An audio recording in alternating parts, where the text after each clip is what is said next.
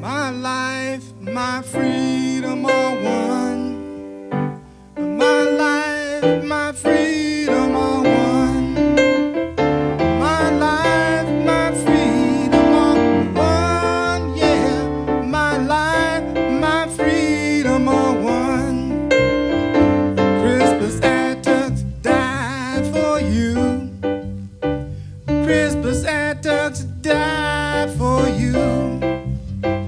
Crispus Attucks died for your freedom. Crispus Attucks died for you. My life, my freedom are one. My life, my freedom are one. My life, my freedom are one. Yeah, my life, my freedom are one. John Brown, he died for you. John Brown, he died for you. John Brown died for your freedom. John Brown, he died for you. Uh-huh, uh-huh, uh-huh. Uh-huh, uh-huh,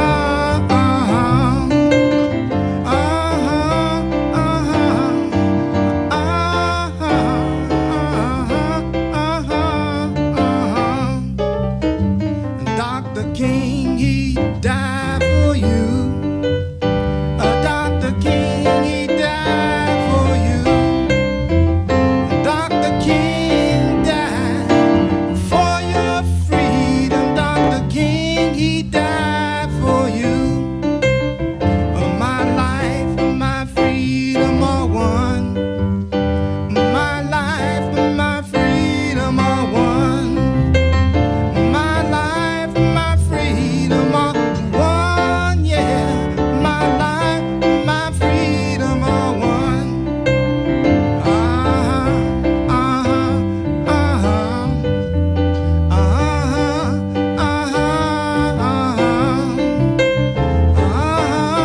Uh-huh, uh-huh, yeah, my life, my freedom are one. My life, my freedom are one. My life, my freedom are one. My life, my freedom are one. Yeah, my life, my freedom are one.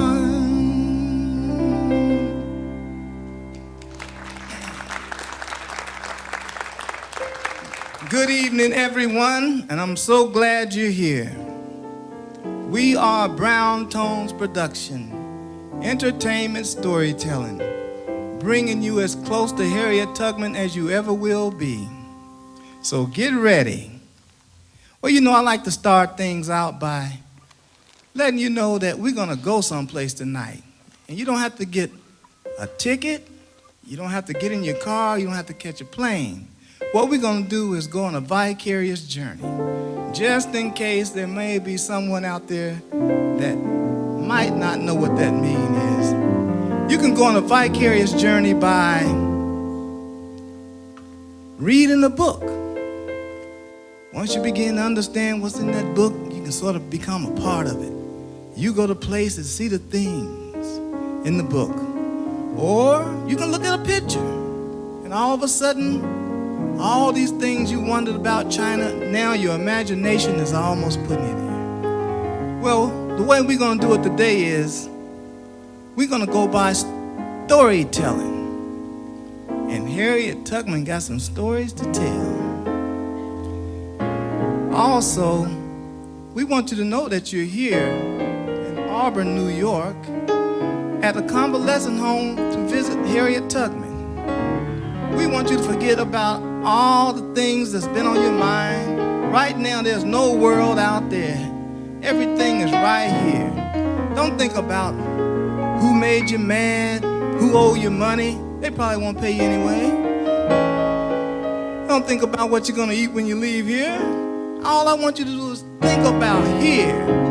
And the year is 1912. Some things that were going on in 1912. How many of you heard about the Girl Scouts and the Brownies? Well, in 1912, that's when the organization began. How many of you are familiar with Washington, D.C. in the springtime? All those cherry blossoms everywhere. Up and down the Potomac, on the mall. Well, anyway, that was a gift from Japan back in 1912 to the United States. Also, in 1912, everybody's familiar with the Titanic. Well, that was the year it sunk. Also, Harriet Tubman turned 92 years old. Well, we are here in Auburn. And what I want you to do is just wait a few minutes, and I'll be right back. Don't go anyplace.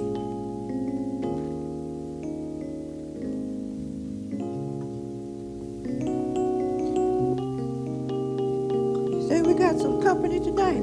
Yeah, we got somebody here to see you. Oh, I always like when folks drop by. How y'all doing? How y'all folks doing? Oh, sure enough, we got visitors. I like when folks can come by. Stop and sit a while. Thank you, Brother Eli. Thank you. Well, I'm Eli. I'm the caretaker here, and the year is 1912, and Harriet Tubman is 92 years old. Even though she's up in years, she still has a lot of spunk. You know, people up here in Auburn, they call her Aunt Harriet. Some people call her a saint.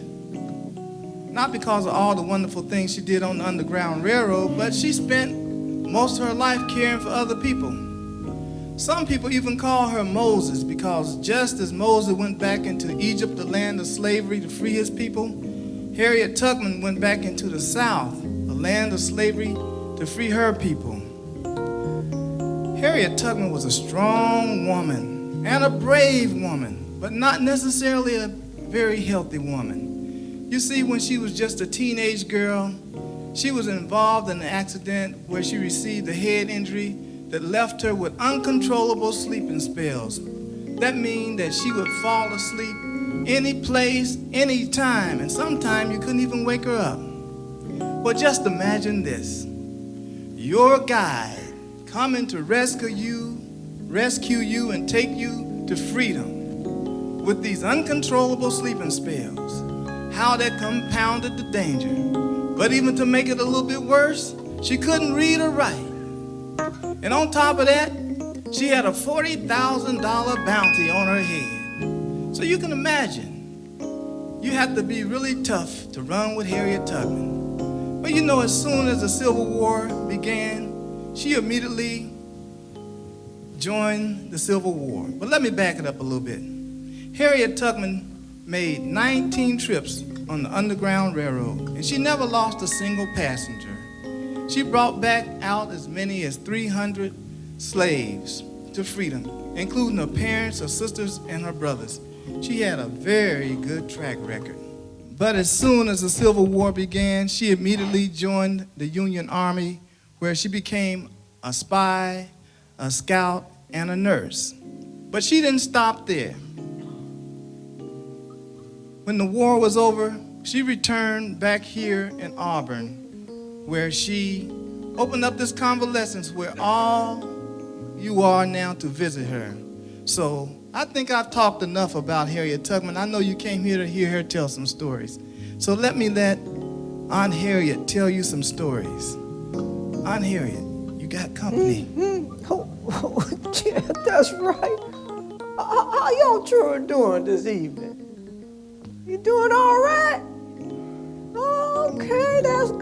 that's so good. I love when folks stop by. Sure enough. Is y'all travel very far?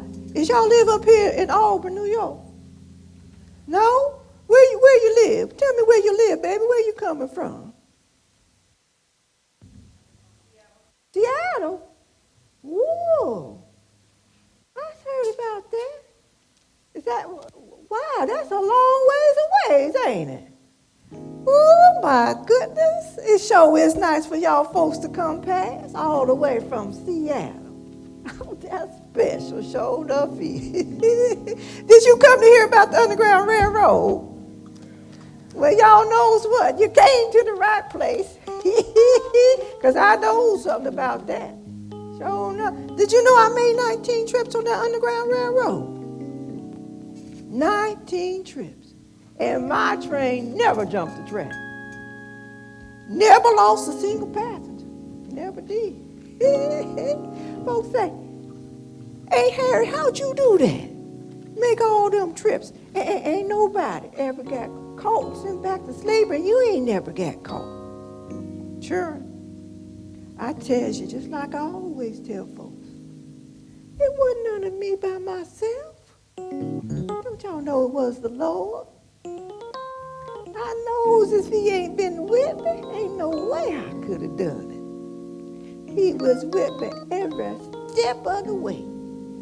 And I know that just as long as I hold steady on to him, he's going to see me through. Sure enough did. But I'm going to tell y'all about that Underground Railroad. I got plenty of stories about that.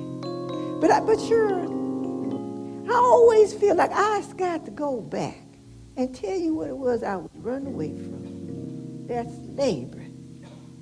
Because I know you sure don't know nothing about what that slavery was like. Now, see, I growed up on the eastern shore of Maryland. Dorchester County is where I was born. Anybody ever been to Cambridge or heard about Cambridge, Maryland? That's about where I was, right around that area, sure enough. Now, I was born about 1820, 1821. Ain't right sure, because y'all know they ain't wrote it down. And my name was Araminta when I was born. Araminta Ross. They called me Minty for short. Now, my mama's name was Harriet. Harriet Green. They called her Old Rit. They had nicknames for everybody. Yeah, Old Rit. You see Old Rit sitting outside her cabin with her pipe in her mouth and her straw hat on. You knew from one sight, you don't mess with Old Rit. She's the kind of person that say what she thinks and you know she's going to tell you whether you want to hear it or not. Now, my daddy, his name was Benjamin Ross. And folks called him Daddy Bean. My daddy was a big guy with some kind eyes. And he was 11 of us children. He had 11 children himself. But any children that out there on the plantation, they ain't had no daddy, they always called him Daddy Bean. And that was fine with him. Sure was. And like I said, I come from a big family, 11 of us children. But I tell you, even as a little bitty girl, I was always scared I was going to get taken away from my mom and dad and my family. See, back then, folks would steal little slave children that they saw out there by themselves, take them away and sell them. And then, of course, the owner, they could sell you, sure could. Sure, we heard about folks getting sold off to the chain gang down in the deep south. And y'all don't know what that's all about. I know you don't. See, down there, Mississippi, Alabama, Georgia, they had that chain gang. And we hear that they so much meaner down there. The days is long and hot, and they work hard. But see, you sit next to somebody. If you was on the chain gang, your leg be chained to the person next to you. And they done that so you couldn't run away. Sure did. Nobody ever wanted to get sent off down there. Two of my sisters got sent off on that chain gang, and we ain't never seen them no more. One of them left 2 babies behind. Now, I ain't never got to get no taller than about 5 foot. And, you know, when I was a little bitty girl, I was a little bitty scrawny thing, always sickly. But y'all know, even as the little children, we all work. And we're not just the grown folks when I talk about working. You think they sent some little slave child to school? Hell, no way. We just went to work too. Sure did. And we worked from the time you can to the time you can't. Did y'all know what that is? I tell you, we had some beautiful sunrise and then beautiful sunsets in Maryland. I saw them all. Because you get out there and work if the sun is up and you can go see. And as you stay out there and you worked in that field until the sun came down and you can't see no more. From the time you can to the can't. That's what that meant. Sure was. But I tell you, you know, I was about 5 years old the first time they sent me away. I remember that morning, early that morning, the sun just barely up. And this lady named Miss Susan, she pulled up to the big house. And she said she needed somebody to take care of her baby. Now, she didn't want to pay much money for no grown person. So you know, she picked out little old scrawny me to take with her. I remember that morning, Miss Susan loaded me in the back of her wagon and pulled off, and my mama's crying and I was crying because I didn't know where she'd taken me. Now, Miss Susan, she took me to her house, and you know, she lived in a real house. Now, I seen that big white house up there on the hill they call the big house all the time, but I ain't never been in it. And with us slaves, Liz, you can't call it no house. It wasn't nothing but an old shack. We just had a dirt floor. And if it rained hard, we had a mud floor. We ain't hardly had no furniture, but my dad, he did carve out some little benches because he worked out in the lumber yard, you know. He cut wood, and he carved us little benches to sit on. But Miss Susan, she lived in a real house. And you know, she had a room for everything. She had a room to cook in, she had a room to sleep in, she had a room to eat in, and we had nothing but one big room to do everything in.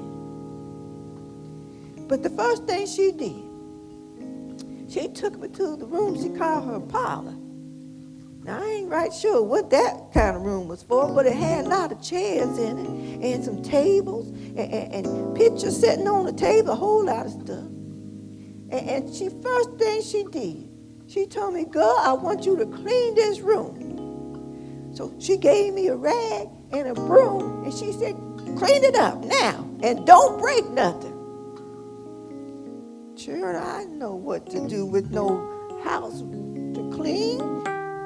But my mama told me just before I left, you do what you was told to do. And I was going to do my best. So I got the rag and I cleaned off the tables that Miss Susan had. And then I got the broom and I swept the floor. She had a wood floor, and I swept that wood floor. And Miss Susan came back. She rubbed her finger on the table, and she got some dust on her finger, and she started yelling at me, you stupid girl! You ain't did it right! Do it over! And she whipped me. I was so scared of Miss Susan. I worked that furniture real hard. I just scrubbed and scrubbed it. And that broom I swept as fast as I could, trying to do it right. She came back again. Stupid girl! Can't you do anything right? Do it over. I did it over. I did it over 5 times. And each time Miss Susan came back and whipped on me. Her sister, Miss Emily, was upstairs, and she came down. She said, Susan, why don't you show the girl how to do it? She don't know how. So Miss Emily, she said, go raise the window up. And then you sweep the floor. And then while the dust is settling on the furniture, you go in the dining room and set the table for breakfast. And then you come back and wipe off the table. That worked. I could have done it right the first time. Miss Susan just told me how to do it.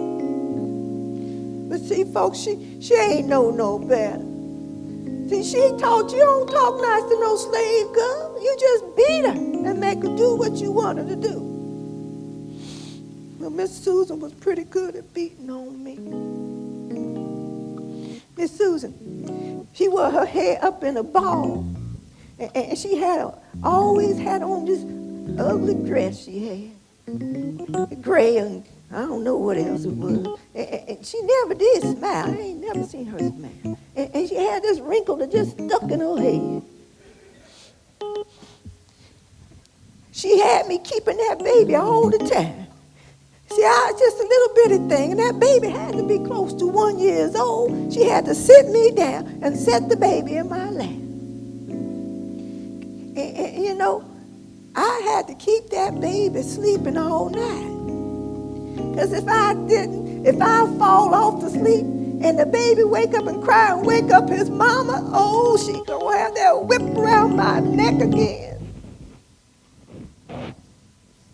Well, Miss Susan pretty soon, she said she wasn't getting enough work out of me. So she sent me home. Oh, children, I was so happy to be back home. She ain't half fed me. My mama fixed me up. She feed me some good food and made me feel all better. I felt so much better being back home. But then they just sent me off to work someplace else. But y'all know what? After a while, they figured it out. I wasn't good at that housework. Sure enough, I never did do well in nobody's housework. So then they sent me outside to work. You know, I like that better. See, out there in Maryland, we had all kinds of birds flying around. We had bald eagles. And I see that big bald eagle flying, and it looked so free, and I just felt more free too inside. But I still worked hard. See, in Maryland, we grow corn and wheat, and we had orchards, and I had to be out there in that field working just like the men folks did. I remember carrying them big bales of flour to the mill just like those men. You know, I was working so hard. That man that called himself my master, he'd bring his friends down just to watch me work. I ain't like that. I ain't like nothing about that slavery, nothing. But folks, I tell you, I wasn't the only one. Sure enough, wasn't. There's always somebody talking about running away and going up north where we be free. Sure did. And then after a while, I got to work out in the woods with my daddy. And he cut down trees, and we had to be out there, and he teach me all about how to survive out there in the woods. And we had told me all about how to use an old log to hide in, and which berries might be good for medicine and which ones you could eat. And he told me all about, did y'all know that the moss grows thicker on the north side of the tree? Did you know that? And if you lost and you want to make sure you was going north, you could feel on the trees, and that'll tell you. Because we always heard, if you get north, you can be free. And then Daddy told me all about the North Star. And I said, Daddy, how I gonna know which one is the North Star? And he told me, sure. He said, see that Big Dipper? Y'all know what the Big Dipper, y'all find that. If you find that Big Dipper, and that end at the bottom where the dipper is that you pour out, if you see those two stars on the bottom, they points right to the North Star. And that star could take you all the way north where you need to go to be free. Oh, I love to hear those stories. I hear from my grandmother was around there too. One of my grandmothers, her name was Modesty, and she's from Africa. So sometimes she tell us stories about what it's like to be free over in Africa. And I always just love to hear that talk. Did your children go to church at all? Some of y'all go to church. I love to go to church, but y'all know we couldn't go to no church in no building. Our church was out there in the woods. Ooh, so nice. See, whenever my dad and his men, they clear out a new place, we knows we had a new church to go to. And you get out there in the evening time and smell them nice pine trees and the stars and the moon be looking down on you. And you just know the Lord was in that place, showing up deep. But you know, we had to be secret about going to church. We couldn't just talk about, I'm going to church today. We had to listen to some messages. Like that song folks used to sing, talk about steal away. Steal away to Jesus. That meant it was time for a meeting in the woods for church. Steal away.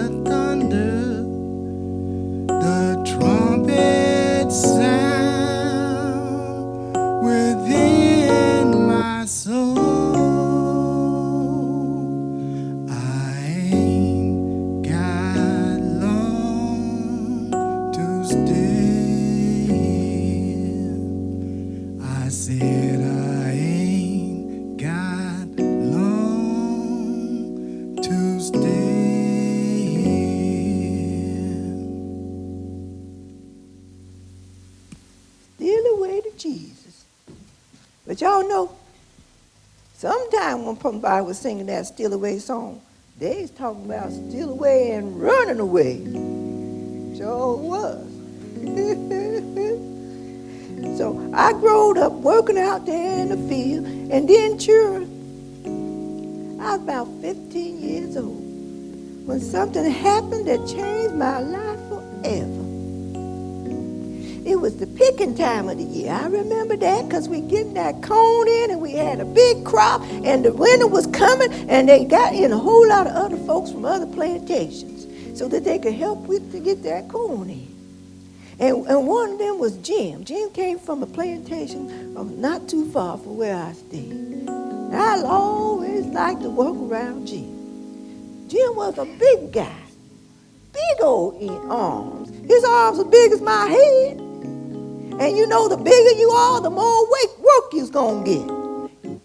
And them overseers, they always kept their eyes on Jim. Now let me tell you about them overseers. They's the kind of first person who do anything for money. And they thought the meaner they were, the more money they could make. Well, this day, Jim was singing that Steal Away song all day long. I could hear it. Steal away to Jesus. But y'all know, the overseers, they were smiling. They liked to hear Jim sing. But I knows Jim was thinking about running away.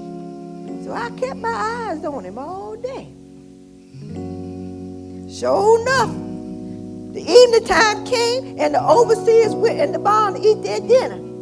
We could still see because we still had to work there. But Jim, soon as they get out of sight, Jim throw down his tools. He said, I'm leaving this place. Ooh, sure, I was scared for Jim. He headed out the field. He knows when he's supposed to leave his wings, been told to. Jim headed down the road towards Bucktown. And before he could get out of the sight, one of the overseers came out the barn and followed him.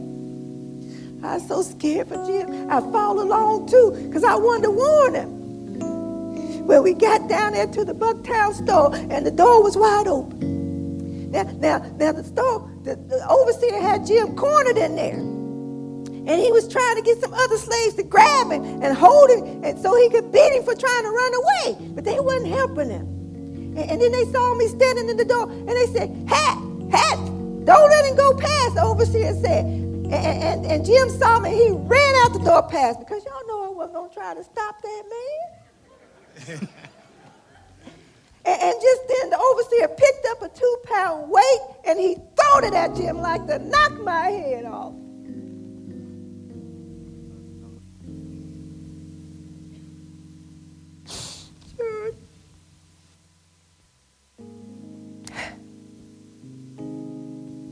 I know if the Lord ain't been with me, I've been dead right there. You know they don't call no doctor for no little slave girl.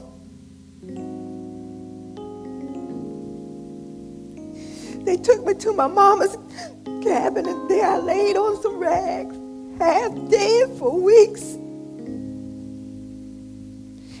My family was praying for me, and I was praying, oh Lord, make me well again.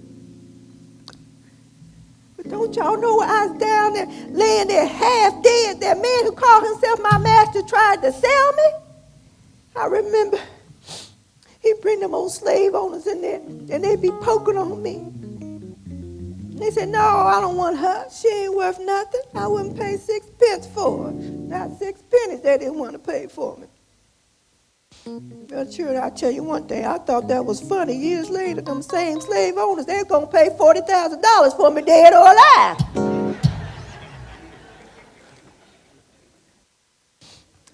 Well, the Lord heard my prayers like he always did. And by the spring of the year, I was doing better. I was out doing little chores and things. But sure, I ain't never been the same since then. See, that's when I started having my sleeping spells. I could be out there working in the field and something, all of a sudden I fall down asleep. Sometimes they could wake me up, but sometimes they couldn't. Then sometimes I'd be out there working, all of a sudden I hear some music playing. I said, y'all hear that music? Well, nobody hear but me. But then I see myself flying too. And I'd be awake for that. I'd be dreaming, but I'd be awake and I see myself flying. And I'd be looking down. And there the treetops was down there. And there was the Black River. And sure, I always came to this line. That line was divided by some big old stones all the way down.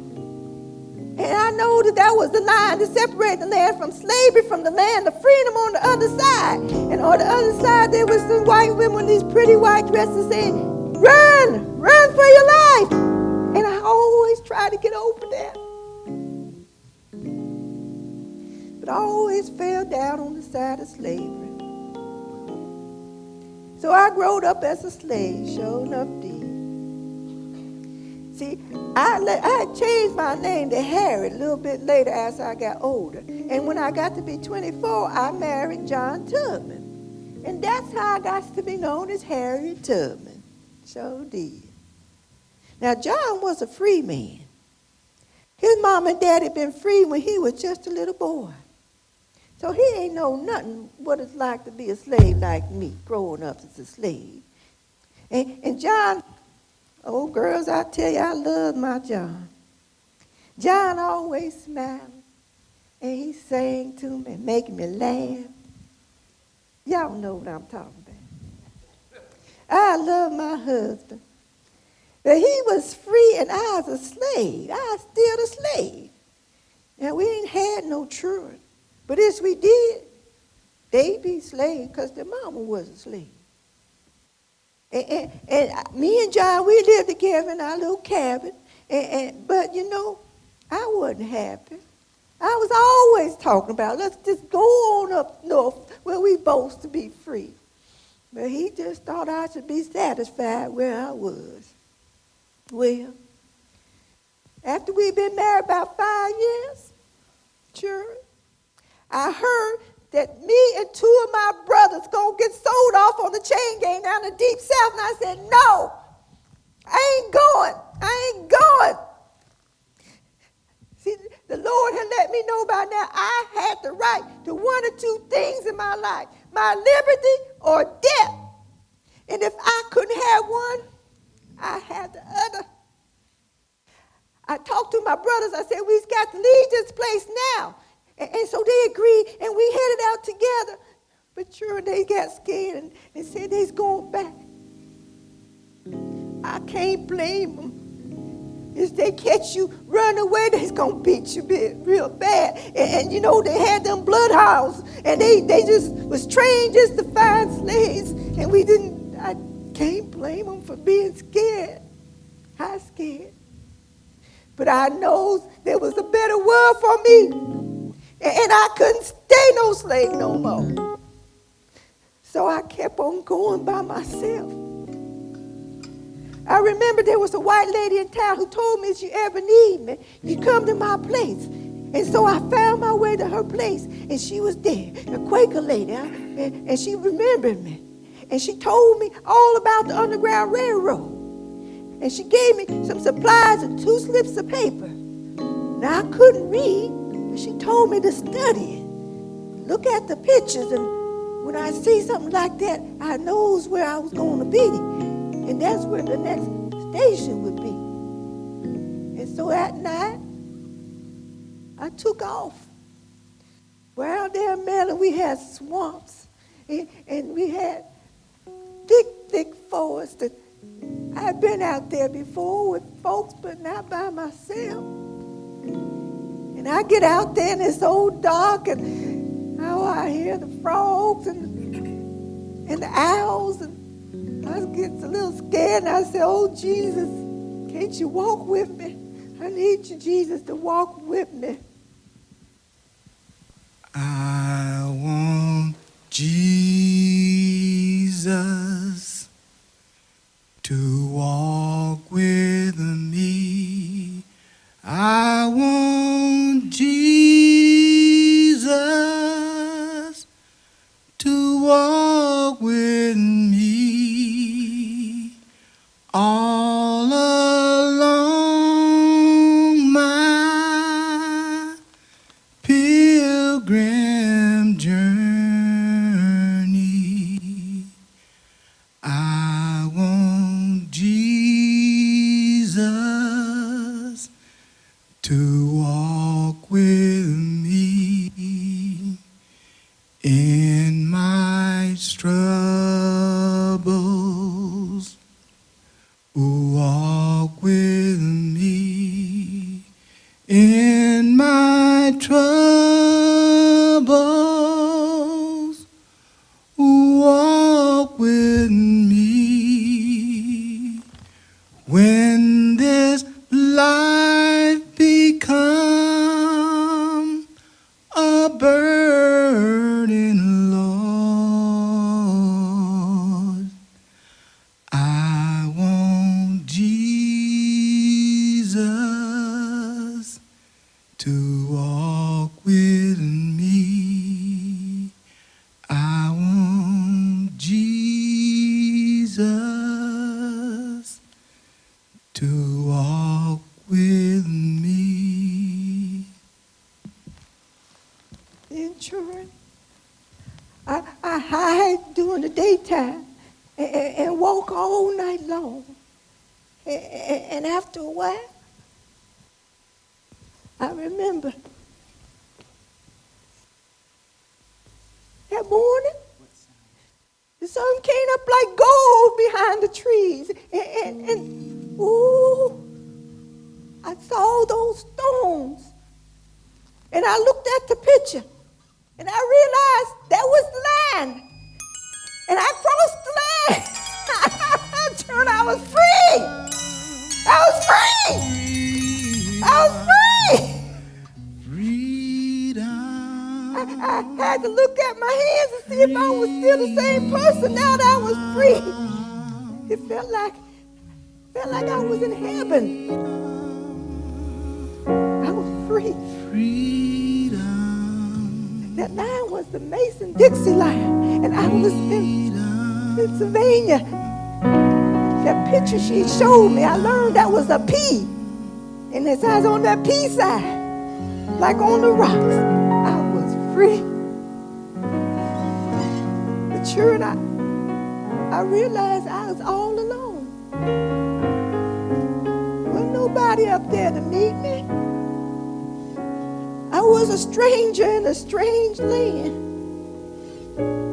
And Lord, I could hear the moans and groans of my people back in that slavery. I said, Lord, if you be with me, I was going to go back. If it takes every drop of blood in my veins, I'll go back and bring them free and make a home for them up here, Lord. So he sent me back 19 times. And my train never jumped the train. Never did. But sure, you know, I done wore myself out. I think I'm going to go take a little rest, and I'll be back later. Okay? Y'all find y'all some nice little refreshments or something. Okay? I'll see you in a while.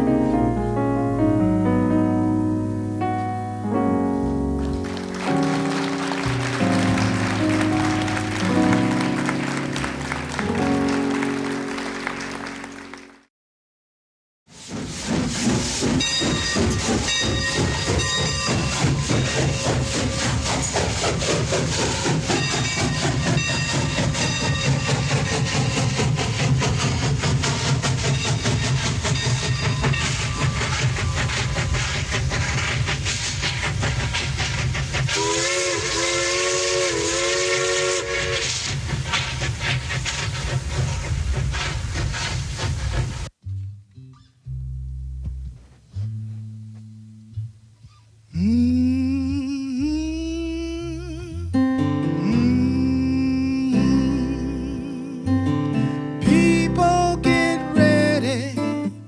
There's a train a-coming. You don't need no baggage. You just get on board. All you need is faith to hit a diesel's humming. Don't need no ticket. You just thank the Lord. So people get ready for the train to Jordan, picking up passengers from coast to coast. Faith is the key, open the doors and boredom. There's room for all among those loved the most. There ain't no room for the hopeless sinner who would hurt all mankind just to save his own.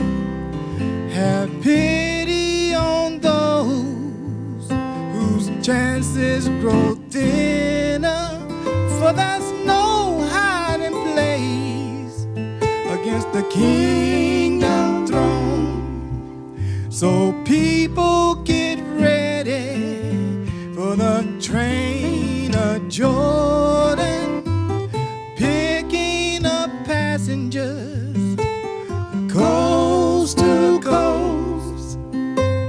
Faith is the key, open the doors and boredom. There's hope for all among those loved the most.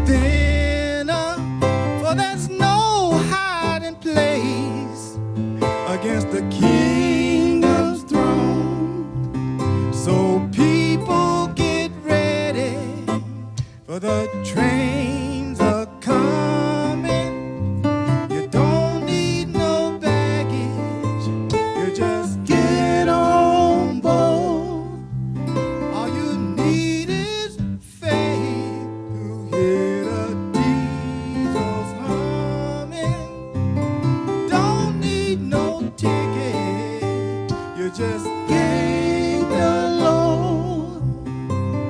Thank the Lord.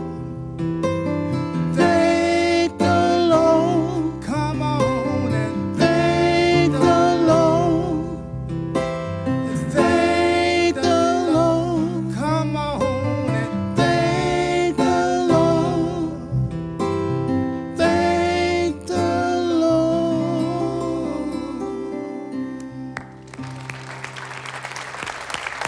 People get ready. There's a train a coming. I like that song. I didn't know that one, Brother Eli, but I sure could have used that. Yeah, people get ready. Because the train, the Underground Railroad is coming. Sure enough. Now, I always want to make sure that all the children know that the Underground Railroad wasn't no real train on no track. Does y'all children know that? The Underground Railroad, see, we had to talk in code. Because the Underground Railroad, it was all about people. People helping other people. Because they know that slavery was wrong. And y'all know sometimes people got to do some dangerous stuff to help other people because they know if they're wrong is wrong, and somebody don't be brave enough to do something to make the changes, it's going to stay wrong. And so all these people, they put their lives on the line. You get put in jail if they find out you was helping runaway slaves. So you had to keep it a secret. And that's why it was called the Underground. And so we could talk in code. We talk about things like trains and passengers. Folks I bring up north would be passengers. I was a conductor. That's right. And my train never jumped the track. Never did. Now, as you going to help along the way, your place be called a safe place or a station, and you be the station master. That's right. Station masters, I tell you, we couldn't have made them if it didn't be for those folks. And that was everybody working together. You had colored people, you had white people, you had Indian people all working together because they know that slavery was wrong. So you might hide somebody in your attic or in your basement, and they didn't care about no spiders down there. They was hiding. And you might get them a ride to the next station and make sure they have food and everything. Don't y'all know I can travel about 500 miles in one trip? That's right. See, I always come back here to Maryland and get my folks as many as I could. And I go from Maryland on up through Delaware, and then on over to Pennsylvania. Then I cross on over to New Jersey, New York, and I couldn't keep my people safe down here in New York because they passed that fugitive slave law. They can come all the way up here and take folks back. So I just kept on going and took my peoples up to Canada where they be safe. That's right.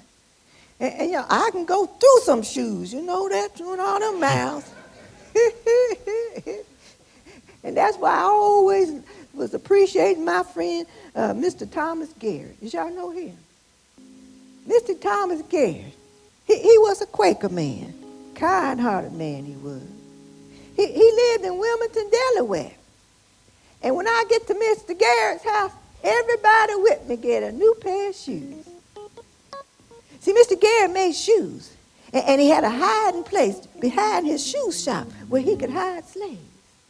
Don't you know about 3,000 folks came through his place from slavery to freedom? That's a whole lot of people. He spent about 40 years of his life helping slaves. He sure did. Now, he was a kind-hearted man. Always wear his black suit and his vest and his bow tie. And always had a nice warm handshake. You just know that you was welcome in his place. He sure was. Now, Mr. Garrett, I tell you, the state of Maryland, they didn't like Mr. Garrett. Because they said he was stealing their property. Talk about us slaves. Don't you know they put out a reward for him? $10,000.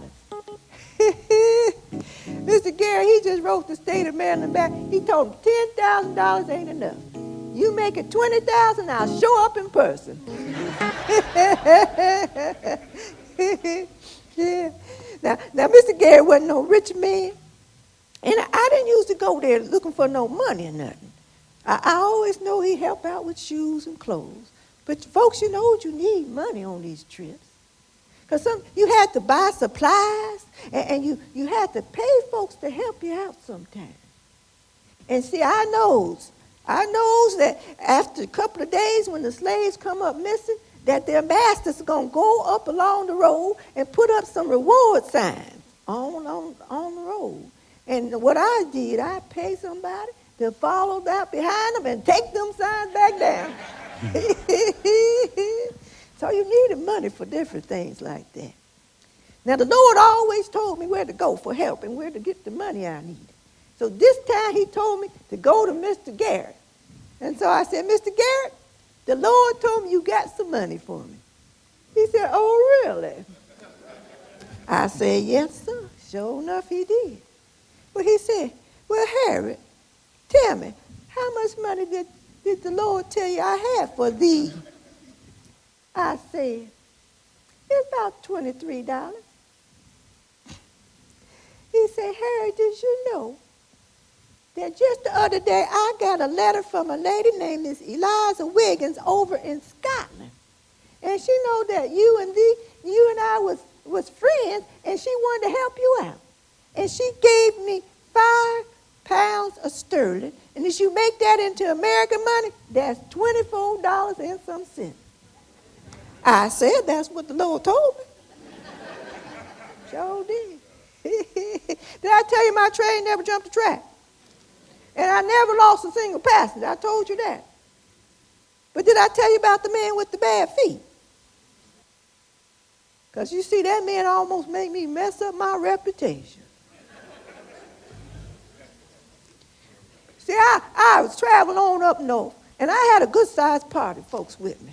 I remember it was a cold time, because I used to make my trips back in the wintertime. Because, see, you could travel longer during the nights and hide during the day. You had nice, long nights.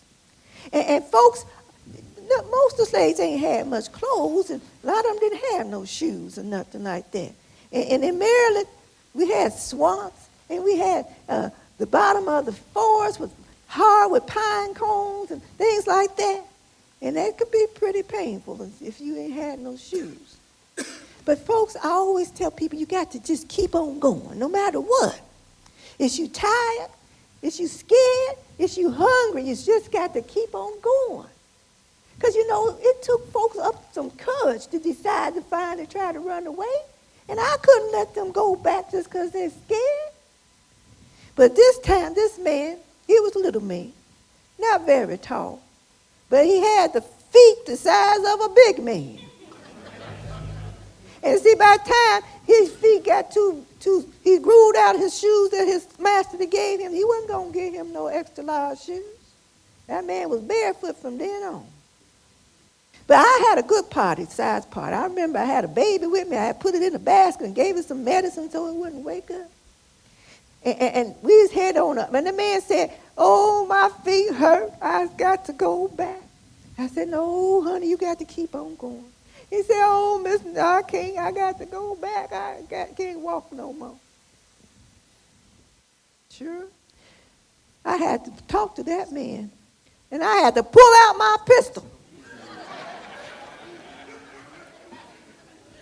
Carried it with me every trip. I sure did. And when I went over to that little man, I said, Mister, listen, I'm telling you something. You can't go back because you knows too much. We done stopped along several places on this Underground Railroad, and them people put their lives on the line for us. And as you go back, you know they're going to beat you. And they're going to start with your feet. So I'm telling you one thing, mister, you either get up or you die right here. You never seen somebody walk so fast.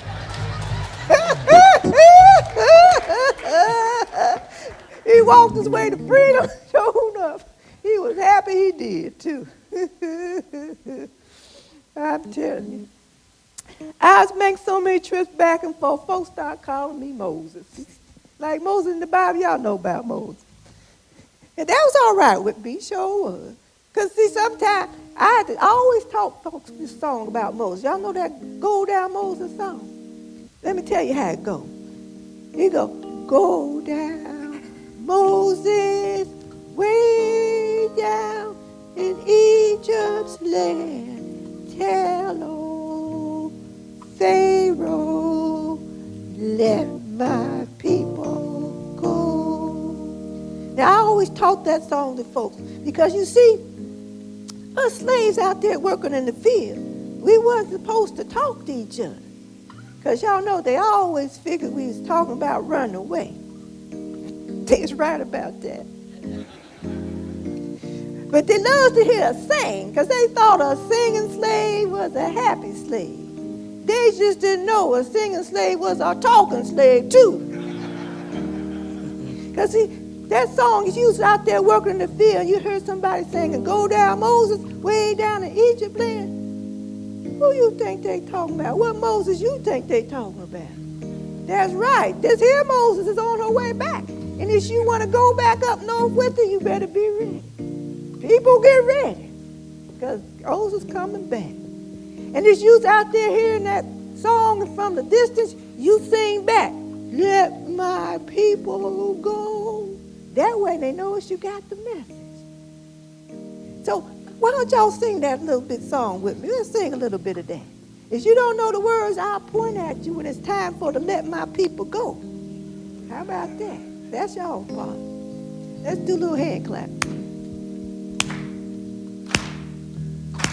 Oh, go down, Moses, way down in Egypt's land. Hello, Pharaoh, let my people go. When Israel was in Egypt's land, let my people go. Oh, press so hard they could not stand. Let my people go. Oh, go down, Moses, way down in Egypt's land. Tell old Pharaoh, let my people go. Good job. Give yourself a hand clap. That's pretty good, pretty good. You know, most of my trips was in the wintertime. Ooh, but I remember one time the winter seemed like it wasn't going to never end. It was the March of the year. Y'all ever have any cold marches in Seattle? Well, in Maryland, we had plenty of them. And I remember I had 3 big husky men traveling with me. And we was going on up in the forest, and it was snowing. And all of a sudden, my heart went to pounding. That let me know the Lord was trying to talk to me. Sure, I always stopped to listen to the Lord when he was trying to talk to me. Because he told me, he said, "Harry, get off this road." So I said, "Come on, children, we got to get off this road." And so we headed on through the woods, a neck of the woods I ain't been through before. Sure, it was so cold that night. We came to the river. Oh, I could see that ice trying to form on the top of that river. I looked all up and down that riverbank. Wasn't no bridge, wasn't no boats. I know we had to wade across. Well, the men folks, they scared, so they stood on the banks and see what was going to happen to me. And I headed out. Then I remember something my grandmother had told me. She said, "Don't check the depth of the river with 2 feet. I stuck one foot out there and my foot sunk down in that muddy water. But I knowed I had to keep going. And I kept on going, and it was so cold. I went to pray and I said, "Oh Lord, you done been with me 6 troubles. Don't leave me on the Sabbath." Water kept getting higher. Got to my neck, but it didn't go no higher. And I got on over. The men folks, they followed. We kept on going, and we came to another stream, and we had to go across that one too. Well, then the Lord let me know, go on down this way. And pretty soon we could see a lantern in a cabin. I didn't know who was in that cabin, but the Lord told me, go in and knock. And there was a little colored lady there. about my size. She opened the door and let us come in. And we stayed there all night. I was so grateful, sure. I ain't had no money with me on this trip. I wanted to pay her for helping us. Well, the next morning, she fixed us a nice breakfast, and she had dried all my clothes up, and she gave me my woolen underwear that I had on. She said, "Oh, Miss Harriet, these some nice underwear." I said, "Baby, you just keep them." I just paid her with my underwear. But I tell you, children, when we got on to the next station and I found out, as we stayed on that road, the patrollers was down there waiting for us. I said, "Lord, if you ain't been on my side, where would I be? Where would I be if you ain't been with me?" If it had not been for the Lord on my side, tell me where would I be? I want to know now, where would I be? You know he took my enemies away. He let the sun shine through a cloudy day. He rocked me in the cradles of his arms when he knew I had been battered and scorned. So if it had not been for the Lord on my side, tell me where would I be? I want to know now, where would I be? Yes, yes, yes. Well, before the war came, I got my mama and my daddy free, and all my brothers and all but one sister that died before I could get back to them, and about 300 other folks. But then I know when that war started, that meant freedom for all my people. And so I made sure I was going to be there to help. Sure enough, I signed up. And they sent me down to South Carolina. And y'all know I was a scout and a spy and a nurse. Sure enough did. I bet y'all didn't know I was one of the first women in this here United States Army that worked behind the enemy lines. That's right, that's right. And I was one of the first to lead a gun raid, too. See, me and my men could go back and talk to the slaves and find all about where the Confederates had hid all the torpedoes and things. And so y'all know one night, it was the June of the year, I remember, about 1863, June 2nd. And me and my men, led by Colonel James Montgomery, led 3 gunboats down the Tacoma River. Now down there in South Carolina, they had some huge plantations where folks grow rice. And we went down there at early morning and took out all them torpedoes. And all those Confederate soldiers headed for the hill. And all their slaves headed for our gunboats. Oh, they came from everywhere. Never seen so many folks coming at once. Little twins ain't never seen so many twins. Folks grabbed what they could and just came running. I saw one lady. She had a big pot of hot steaming rice on her head. She had a baby in one arm on one side. On the other side, she had a bag with a live pig in it. On the back of her dress was holding 2 youngers just holding on for dear life, and one more holding on with his hand around her neck with one arm, and that other arm stuck in that rice, eating as fast as he could. But all those folks was free, and they didn't know how to take care of themselves. So I tried my best to help them out. I didn't get no pay from the Army, so I had to make some money. Every night after leaving the hospital where I worked sometime, I'd go home and make about 50 pies and some gingerbread and some root beer. And the next morning, the ladies would go out and sell it to the soldiers.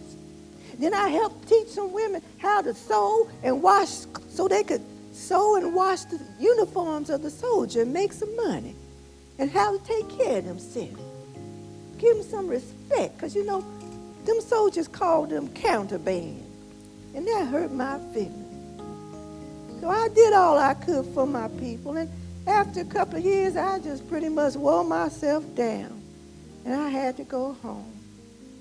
But folks asked me, say, Harry, you ain't taking care of yourself. You're always taking care of other folks. How come you ain't taking care of yourself? And I said, you know, when the Lord told me to take care of my people, do you think he wanted me to do it just for a week or a month? He wanted me to take care of them for the rest of my life. And I always felt, if I could just help somebody, then my living ain't in vain. That's right. If I can help somebody as I travel alone,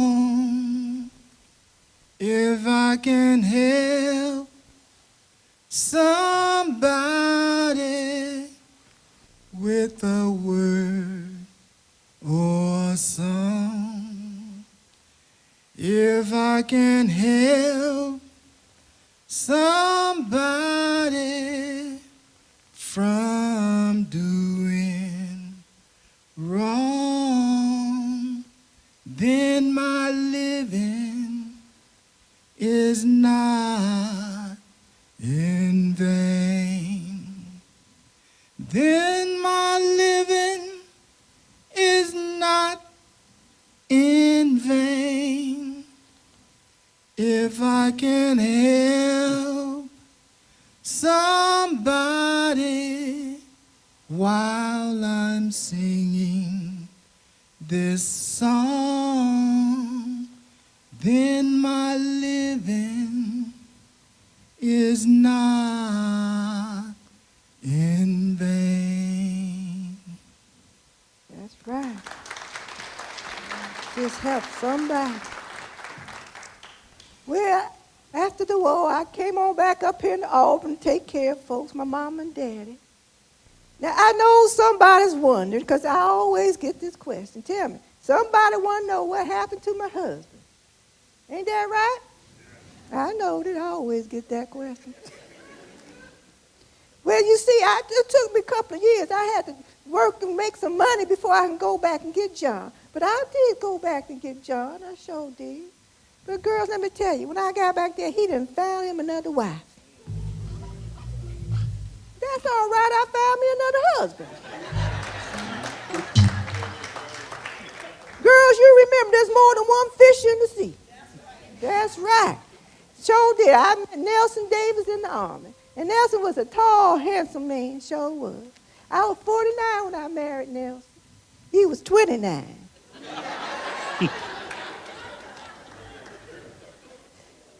and we lived up here in Auburn. And I always taking care of folks, and after a while I ended up taking care of my husband. He got the tuberculosis and he died. But we was married for 18 years. But I always had folks at my door. They ain't had no place to go. They always found their place here. And I was happy to take them in. But I only had such a size house. But this here property, y'all sitting on, this here property is 26 acres we was on. This was my land. I bought it. See, my house was right next door. And I didn't have room for everybody. I said, I need that property so I can build a bigger place, a convalescent home for all these poor ex-slaves. They ain't got no place to go. So one day I heard it was going to be on sale downtown at the auction. And I got on my bonnet and I went down there. And I looked around. Wasn't nothing there but white folks and me. I looked like a blackberry in a pail of milk. But that didn't bother me. I got down behind the folks, and the bidding started down pretty low at first. And I kept upping it by $50. Soon it got up to $1,450. They said, sold. Who's the new owner? I said, Harriet Tubman. They said, old lady, where you going to get that kind of money? Because I was in my 80s then. I said, don't you worry about it, because I'm going home to talk to Jesus, and then I was going to the bank. So sure enough, the next day I went to the bank, I got me a loan to buy that property I just bought, using that property I just bought to secure the loan. That's right. But I couldn't keep it. I never had enough money. I almost lost my house. So I gave this here to my church, the African Methodist Episcopal Zion Church. And they built this here place. Sure did. Yeah, after the war, I took care of folks. But I always been active out there. Y'all know about Miss Susan B. Anthony? And the women out there marching to fight the vote. I was out there with them. Now, you know, somebody had the nerve to ask me if I really believe women should have the right to vote. I said, I sure enough suffered enough to believe it. And I suffered, and we marched, and you children got the right to vote, right? And y'all's got to use it. And when us colored women decided we needed to have our own organization, I was right there, one of the founders of the National Association of Colored Women. And our slogan was lifting as we climb. And sure, just remember them words. You keep on climbing. Because the Lord, he's with you. My days is getting short. Y'all knows I'm 92 years old. And I can hear the bells ringing. And the chariots are coming. But the Lord just want me to let y'all know, y'all keep on taking care of each other. Because he's with you. And I just get thinking about my days is coming, but I've had a nice life. I've done something. Y'all like apples?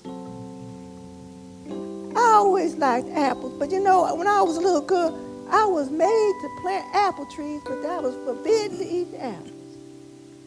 So I told myself one of these days, I was going to plant some apple trees so that the children coming behind me could eat some apples. And I guess I done that. And now, Brother Eli take care of me. And he take good care of me. He's showing up too. And he sang for me. My favorite song is that Swing Low song. Should we ask him to sing that for us? Brother Eli, can you sing that Swing Low song? I love that song. Folks like to hear that song. Sing for us. Swing low, sweet chariot,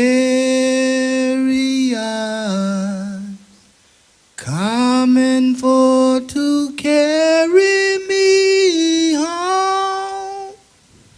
Swing low, sweet chariot, coming for to carry me home. I looked over Jordan, and what did I see? A band of angels coming after me, coming for to carry me home. If you get there before I do, tell all my friends I'm coming too, coming for to carry me home. Swing low, sweet chariot, coming for to carry me home. I said, swing low, sweet chariot, swing low, sweet